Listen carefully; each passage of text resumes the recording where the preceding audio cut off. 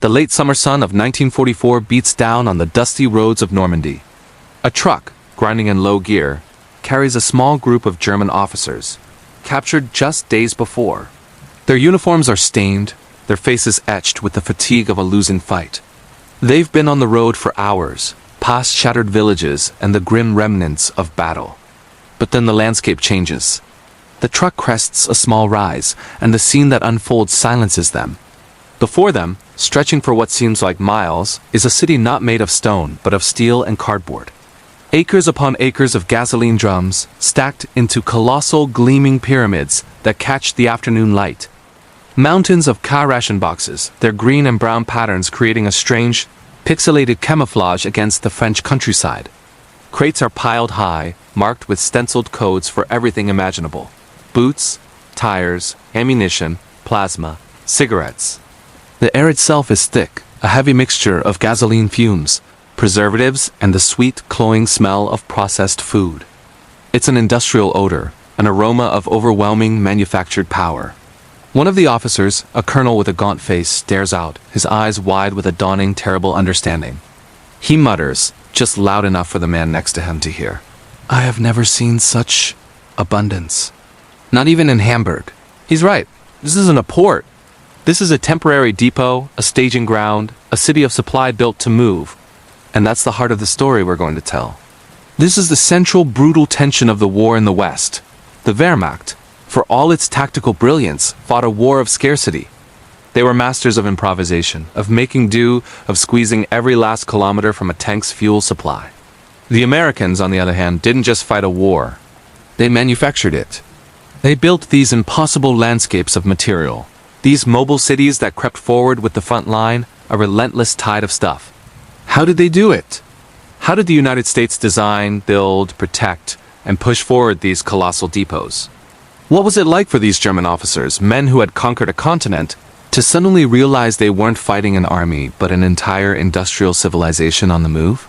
The seeds were sown long before D-Day, in an immense buildup called Operation BOLERO, which turned Great Britain into a vast American warehouse.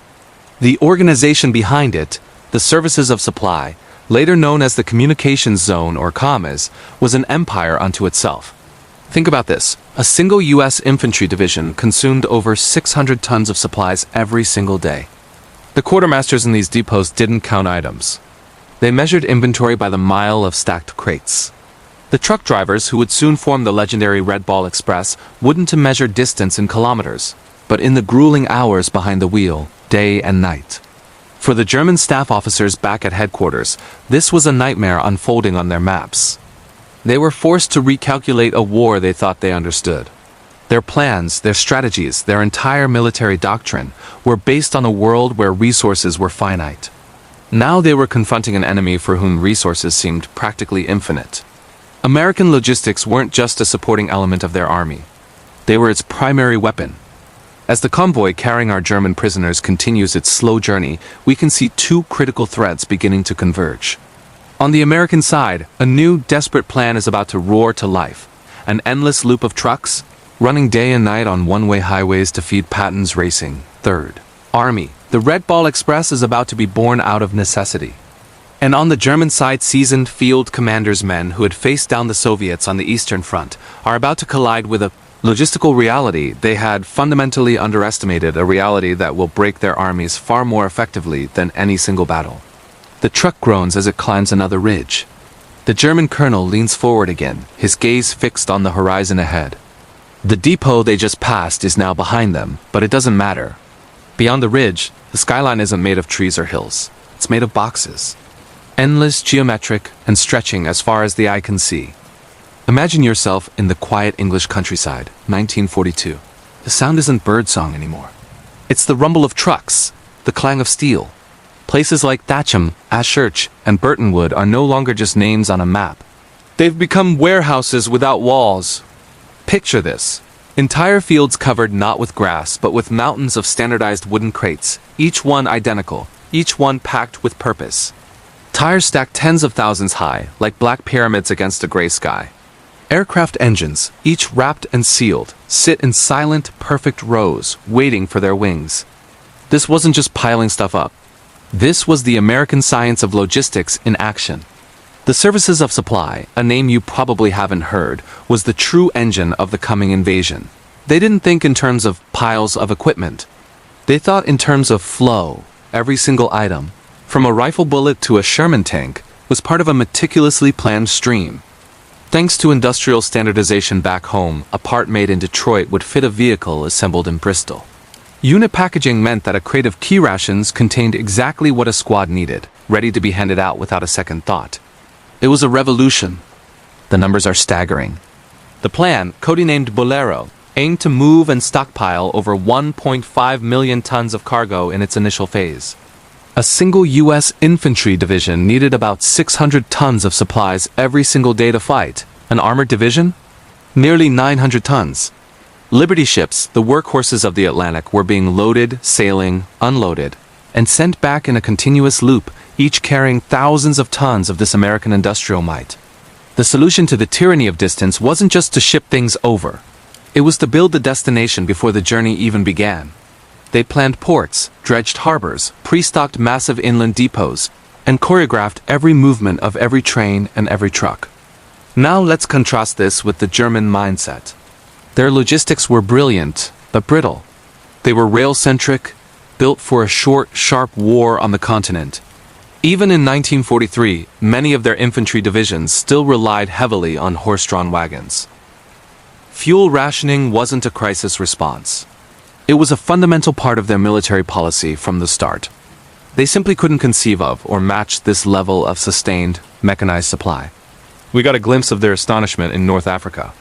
After the Battle of Kasserine Pass, German troops overran American supply dumps. They were shocked. The sheer volume and variety of what they found: endless tins of food, mountains of ammunition, spare parts for everything. It was beyond their comprehension. One captured officer later remarked that he knew the war was lost not on the battlefield, but when he saw the contents of a single captured American supply truck. Back in Britain, this quiet storm of preparation continued to build. A Luftwaffe reconnaissance pilot flying over East Anglia would have seen a landscape transforming, not with fortifications, but with endless, neatly organized parks of vehicles and supplies. German intelligence reports noted the buildup, but the scale was difficult to process. Albert Speer, Germany's armaments minister, looked at the production numbers coming out of America and saw the writing on the wall. He recognized the terrifying power of an enemy that could amass this much material before the first shot of the main invasion was even fired. As the spring of 1944 gives way to summer, a sense of restrained dread settles over the English coast. The fields are full. The depots are overflowing. The great silent army of materiel sits waiting. Soon, all these warehouses, these mountains of steel and rubber and fuel, will have to float. Imagine it. The day after the landings. The air over Normandy is thick, a haze of diesel fumes and sea spray. The tide pulls back, revealing not just sand, but a world being born from chaos. The sound isn't just the crash of waves, but the roar of engines. Bulldozers, giants of yellow steel, are shoving aside wrecked obstacles and carving paths directly out of the sand, turning raw beach into usable roads. All around, massive piles of supplies are growing by the minute. These are the beach dumps, mountains of ammunition boxes, fuel cans, and ration crates stacked higher than a house. It's a scene of organized, furious creation. Out on the water, a miracle is taking shape. Great concrete caissons towed all the way from England are being sunk into place, forming the breakwaters of the Mulberry harbors. These artificial ports, codenamed gooseberries, are rising from the sea itself. Long floating causeways, known as whales, snake from the shore out to meet the ships, creating a direct umbilical cord to the war effort. Landing ship tanks, the LSTs, nudge their way to the beach, their massive bow doors yawning open like steel jaws to disgorge an endless stream of trucks, tanks, and men. The scale is almost impossible to comprehend. By the end of June, over 850,000 men, 150,000 vehicles, and more than 500,000 tons of supplies have been wrestled ashore across Utah and Omaha beaches.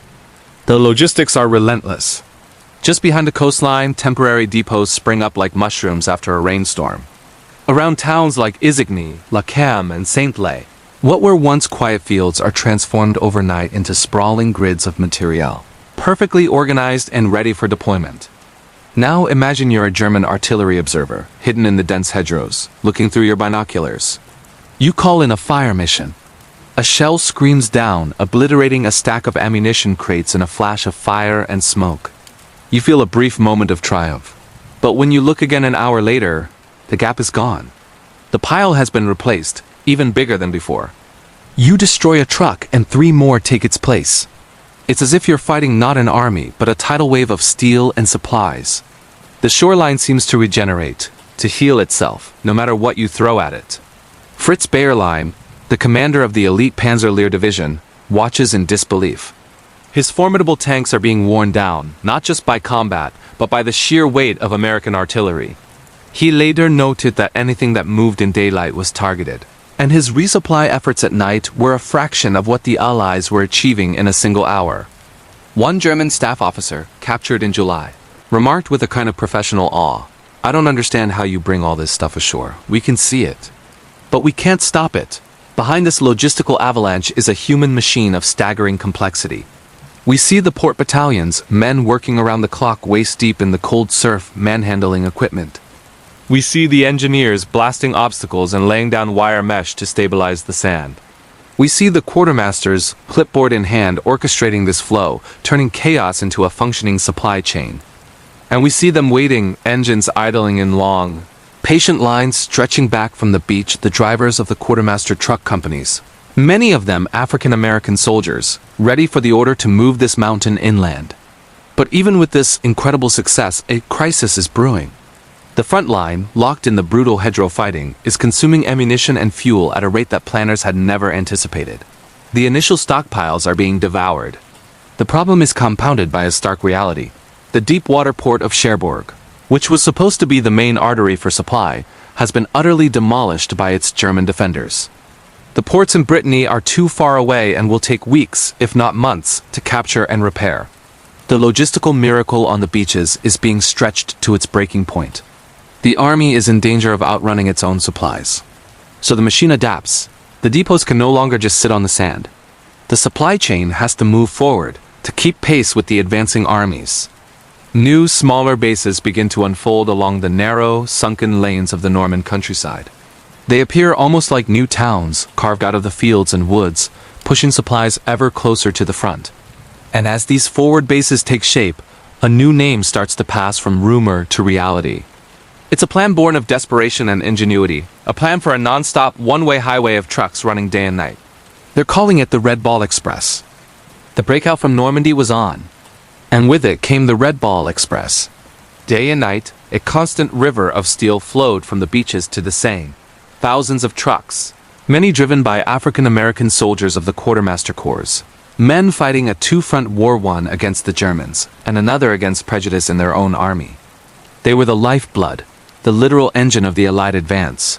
Inland, logistical cities bloomed overnight. Massive supply depots, measured in square miles, sprang up at places like Chartres and Melun, guarded like fortresses. Picture pyramids of 105mm artillery shells, stacked as far as the eye could see. The sheer scale was breathtaking, a testament to American industrial might. From the other side of the lines, German officers like Fritz Bayerlein could only watch in horrified awe. They spoke of the Material Schlacht, the Battle of Material, describing the American artillery as a relentless world-ending storm. They simply couldn't comprehend the expenditure of ammunition. How could any army sustain such a barrage? But this colossus had a vulnerability. Speed. The advance was so rapid, so successful, that it outran its own supply lines. The pipelines and railways couldn't keep up. By September, Patton's Third Army was grinding to a halt. Not for lack of will, but for lack of fuel. The gasoline crisis hit hard, proving that even the most colossal depots were useless if the fuel couldn't reach the frontline tanks. The entire Allied war machine was suddenly teetering on the edge of an empty gas can. This was the fragility hidden within the awe. As the Allies pushed further, a new prize came into view: the port of Antwerp. Its deep water facilities were the key to solving the supply nightmare, a direct artery from the sea to the front. The Germans knew it too, and they would do anything to deny it. Suddenly, the depots at Liège and Namur, way stations on the road to Germany, became prime targets. The V-1 flying bombs, and later the terrifying V-2 rockets, began to rain down. Liège, a city meant to be a logistical hub, would earn the grim distinction of being the most heavily V-weaponed city of the entire war. The stakes were being raised, moment by moment. For German High Command, watching this seemingly unstoppable logistical machine, a desperate, audacious plan began to form. They looked at their maps, not at enemy divisions, but at the arteries and the heart of the Allied army. They saw the bridges over the Meuse River. They saw the fuel dumps, the ammunition stacks, the supply depots. In the dense, snow-covered forests of the Ardennes, they would not aim for the fist of the Allied army, but for its gut. They would launch a surprise counteroffensive designed to sever the supply lines, capture the fuel, and bring the entire Allied invasion to a catastrophic halt. A new name began to circulate in the secret planning rooms. Kampfgruppe Peiper. A spearhead, forged for a single purpose. On a German staff map, deep in a command bunker, an officer takes a grease pencil. He circles the Allied fuel dumps, marking them one by one. Each circle is a target, a vital objective. In the dim light, they glow on the map like lanterns in a dark winter forest, waiting for the wolves to descend. The plan was set. The Ardennes offensive was coming. December 1944. A deep, cold darkness blankets the Ardennes forest. Snow chokes the roads, muffling the world in an eerie silence. But that silence is about to be shattered. Suddenly, American supply depots, once safely in the rear, find themselves on the front line. The German offensive, the Battle of the Bulge, has begun. At its spearhead is Joachim Peiper's Kampfgruppe, a powerful armored fist punching through the thin American lines. Their objective, the Meuse River, their lifeline, captured Allied fuel. Near the towns of Stavelot and Stoumont, they get a tantalizing glimpse of victory. Vast, sprawling fuel dumps, holding millions of gallons of gasoline, lay almost within their grasp. But the American response is desperate and swift. Engineers and quartermasters, men who just hours before were managing inventory, now become frontline combatants. They don't have anti-tank guns, they have torches and demolition charges. They rig the fuel dumps to blow. What the Germans need to power their tanks becomes an inferno, a literal wall of fire blocking their path. Peiper's panzers are forced to watch as oceans of precious gasoline turn into black, acrid smoke. They can see the fuel they need to reach Antwerp, but they can't touch it. The irony is brutal. Bridges are blown just moments before their tanks arrive. Detours cost precious hours. Time, fuel, and momentum bleed away in the frozen Belgian countryside. The operational hunger that plagued the German army throughout the war now delivers the fatal bite.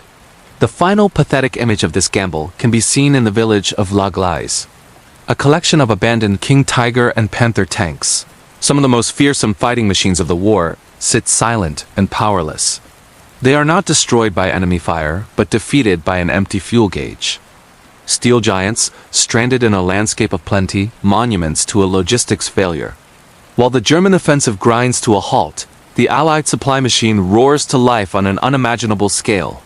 The port of Antwerp, now fully operational, unloads thousands of tons of supplies every single day. The famous Red Ball Express is re-energized, its drivers pushing their trucks to the limit.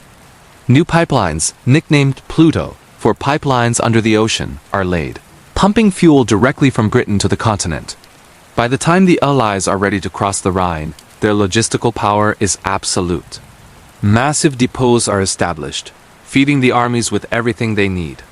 Bridging equipment, ammunition, rations, and fuel arrive not by chance, but on meticulously planned schedules the Germans can scarcely comprehend. Let's hear from the people who made it happen. A quartermaster private, his hands numb, remembers counting crates by feel in the freezing dark just to keep the supplies moving. A weary Red Ball Express driver joked that he didn't lift his foot off the gas pedal for 3 straight months. Even the enemy recognized this power. A captured German general, in his post-war interrogation, admitted the sheer scale of American supply made meaningful resistance a matter of cold calculation, not of will. It was simply overwhelming. The end of the war in the West wasn't just won on the beaches of Normandy or in the hedgerows of France. It was decided here in the snows of the Ardennes by the colossal, unstoppable power to build and move entire cities of stuff. It was a victory of logistics. If you found this story fascinating, there are so many more just like it, the untold tales of the machines and the people who kept the guns firing. Be sure to subscribe and hit that notification bell so you don't miss our next deep dive into the hidden history of World War II. Thanks for watching.